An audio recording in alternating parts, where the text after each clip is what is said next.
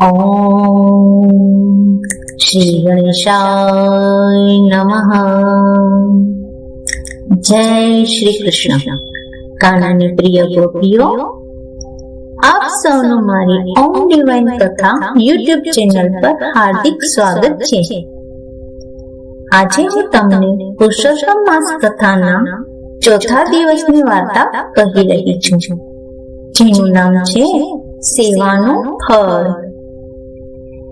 એક ડોસી અને એક ડોસો રહ્યો। તેમને 3 દીકરા। ત્રણેય દીકરા જુદા રહે।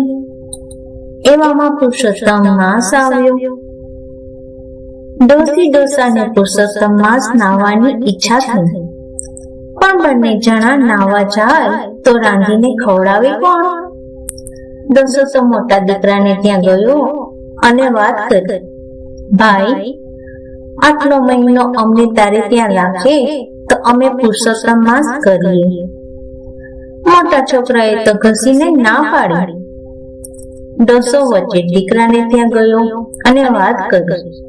વચ્ચે દીકરાએ કહ્યું, પિતાજી, મને તો વાંધો નથી, પણ મારી પત્નીનો સ્વભાવ આકરો છે, નિત્ય કજ્યો કરશે, તમને ફાવે તો રહો।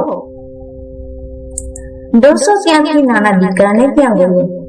ડોસાને આવેલા જોઈ દીકરો પગે લાગ્યા। ડોસાએ બધી વાત કરી। દીકરો અને દીકરાની વહુ બોલી ઉઠ્યા, પિતાજી, એ શું બોલ્યા? માવતરની સેવા કરવાનું અમારું ભાગ્ય ક્યાંથી? ડોસી ડોસો તો નાના દીકરાને ઘરે રહે, સવારે નદી નાવા જાય અને લાકડીના ટેકે ટેકે ચાલી આવે। ઘરે આવે કે તેમના ભીના લુગડા વહુ લઈને અને બાળાના કમાડ ઉપર નાખે। કમાડની પાછળ પોટી હતી, તેમાં ભીના લુગડા ટપક્યા કરે।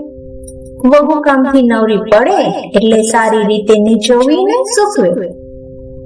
પુરુષોત્તમ માસ પૂરો થયો। ડોસી ડોસાએ નાની વહુ અને દીકરાને આશીર્વાદ દીધા।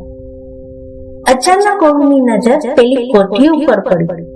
વહુ જુએ છે તો આખી કોઠી મોતીથી છલોછલ ભરેલી। તેણે પોતાના પતિને વાત કરી। સૌના આશ્ચર્યનો પાર ન રહ્યો।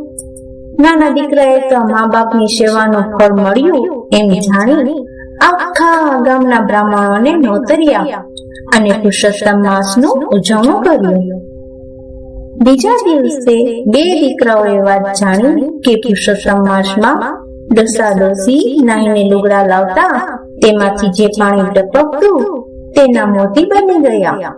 આથી તેઓએ મનમાં ગાંઠ વાળી કે હવેથી ડોસી ડોસાને આપણે ત્યાં રાખવા। ફરી પુરુષોત્તમ માસ આવ્યો એટલે મોટા દીકરાએ ડોસી ડોસાને પોતાના ઘરે રાખ્યા। તેઓ કમાડ પર જે ભીના લુગડા નાખે તેને વહુ બરાબર નીતરવા દે। બિચારા મોટા દીકરાની માટીની કોઠીઓ ઓગળીને ઢગલો થઈ ગઈ। ધાન પણ પલળીને સડી ગયું। જેવી ભક્તિ એવું ફળ। જય પુરુષોત્તમ રાય। જેવા નાની વહુને ફળ્યા તેવા સૌને ફળજો। બોલીએ શ્રી પૂર્ણ પુરુષોત્તમ ભગવાનની જય।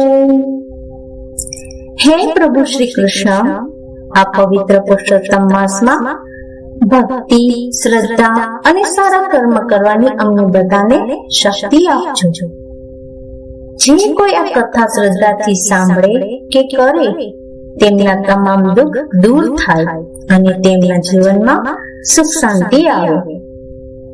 જો તમને આવી આધ્યાત્મિક કથાઓ ગમતી હોય તો વિડીયોને લાઈક કરો, મારી ચેનલને સબસ્ક્રાઇબ જરૂર કરજો અને આ કથાને તમારા પરિવાર અને મિત્રો સાથે શેર કરવાનું ભૂલશો નહીં। ફરી મળીએ એક નવી ભક્તિપૂર્ણ કથા સાથે। જય શ્રી કૃષ્ણ।